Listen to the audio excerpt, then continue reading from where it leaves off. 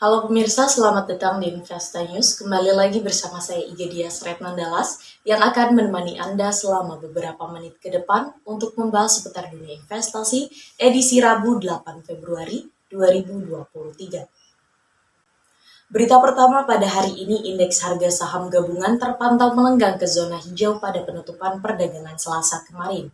IHSG menguat 0,9% atau setara 61,51 poin. Sepanjang perdagangan, indeks komposit bermanuver di zona hijau dalam rentan harian dari yang terendah 6.886,5 hingga 6.946,23. Tercatat 272 saham berhasil menguat, 245 saham parkir di zona merah, dan 208 saham lainnya ditutup stagnan. Sektor energi mengalami kenaikan paling signifikan dengan penguatan 3,03% dan diikuti sektor perindustrian yang menguat 1,18%. Kapitalisasi pasar tercatat berada pada posisi 9.584,87 triliun rupiah. Beberapa saham yang banyak ditransaksikan oleh investor antara lain PT Bank Sentral Asia yang diperdagangkan sebanyak 1,02 triliun rupiah dan saham BBCA menghijau 1,43%. Diikuti saham PT Bank Rakyat Indonesia dengan nilai transaksi 670,78 miliar rupiah dan saham BBRI ditutup naik 0,21%.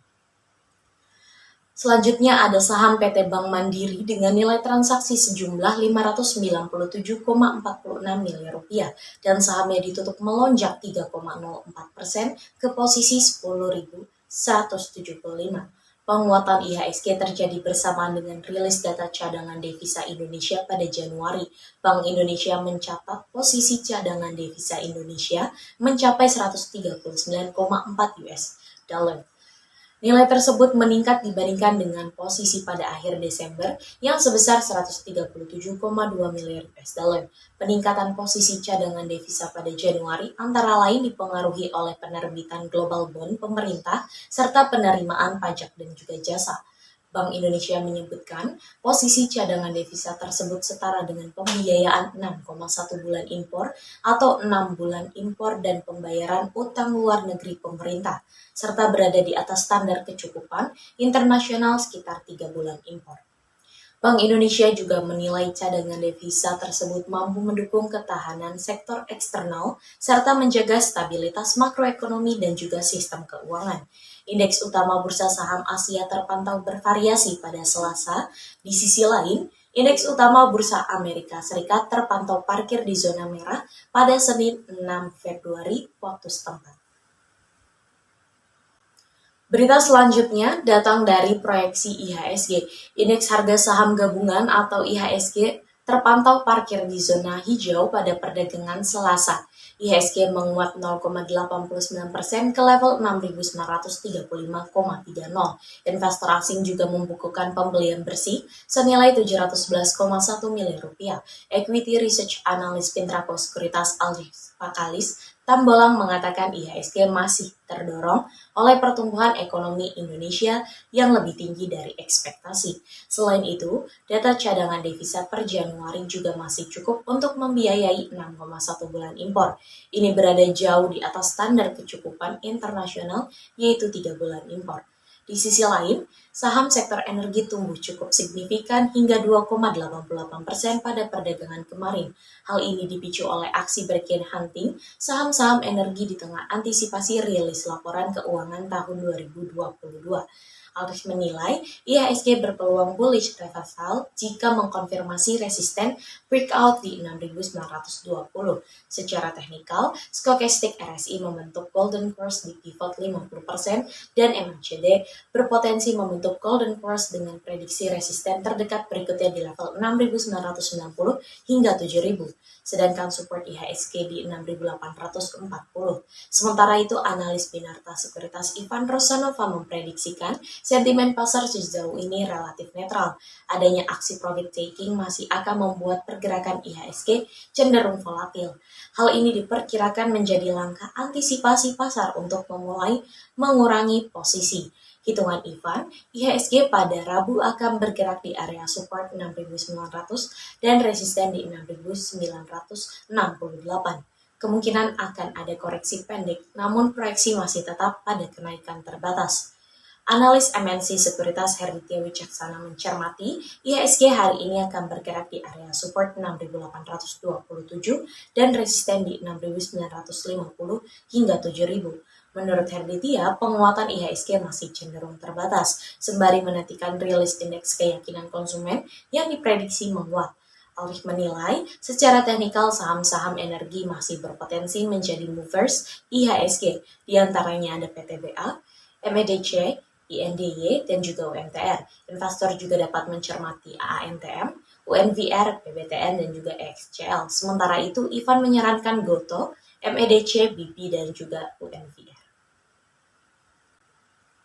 Beralih pada sektor komoditas, harga emas dunia terpantau melanjutkan kenaikan karena investor memburu harga murah setelah laporan pekerjaan bulanan Amerika Serikat yang lebih kuat memicu aksi profit taking minggu lalu.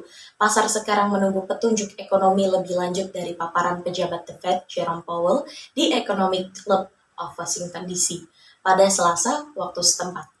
Pada perdagangan Selasa 7 Februari, kontrak emas paling aktif pengiriman April di divisi COMEX New York Exchange menguat 7 US dollar menjadi 1.888,15 US dollar per troy ounce. Sementara itu di pasar spot, harga emas juga terkerek 6,95 US dollar ke level 1.875,57 US dollar per troy ounce. Adapun indeks dolar Amerika Serikat turun 0,01%.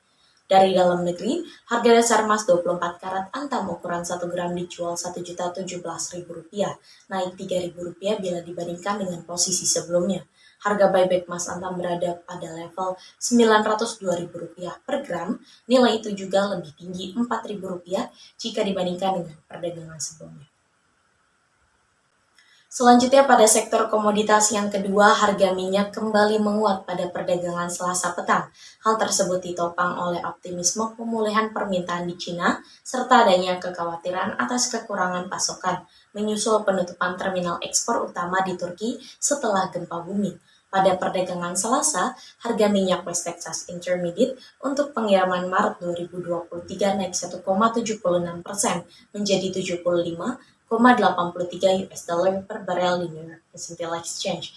Adapun harga minyak mentah Brent pengiriman April juga menguat 2,2% ke level 82,77 US dollar per barel di London ICE Futures Exchange. Setelah gempa besar melanda Turki, operasi di terminal Ceyhan yang biasa mengekspor minyak 1 juta barel per hari dihentikan. Adapun terminal BTC atau Baku Sibil Ceyhan yang mengekspor minyak mentah Azeri ke pasar internasional akan ditutup pada 6 hingga 8 Februari 2023. Di sisi lain, pemulihan yang terjadi di Cina diperkirakan dapat mendorong permintaan minyak. Badan Energi Internasional memperkirakan bahwa separuh dari pertumbuhan permintaan minyak global tahun ini akan berasal dari Cina. Ekspektasinya, permintaan minyak terutama dari Cina juga dapat membuat Arab Saudi sebagai pengekspor minyak utama dunia akan menaikkan harga minyak mentah andalannya bagi pembeli Asia untuk yang pertama kalinya dalam 6 bulan. Berita penutup kita pada pagi hari ini, kurs rupiah kembali melemah pada perdagangan Selasa 7 Februari. Kurs T-Star Bank Indonesia turun 0,56% menjadi Rp15.148 per dolar Amerika Serikat. Kurs spot rupiah turun 0,62% menjadi Rp15.148. Alwi menyebut pelemahan rupiah lebih disebabkan faktor eksternal. Asalnya, data-data ekonomi Indonesia terbaru seperti cadangan devisa, itu sudah positif. Pelaku pasar merespon positifnya data tenaga kerja Amerika Serikat. Alhasil, dolar Amerika Serikat menguat.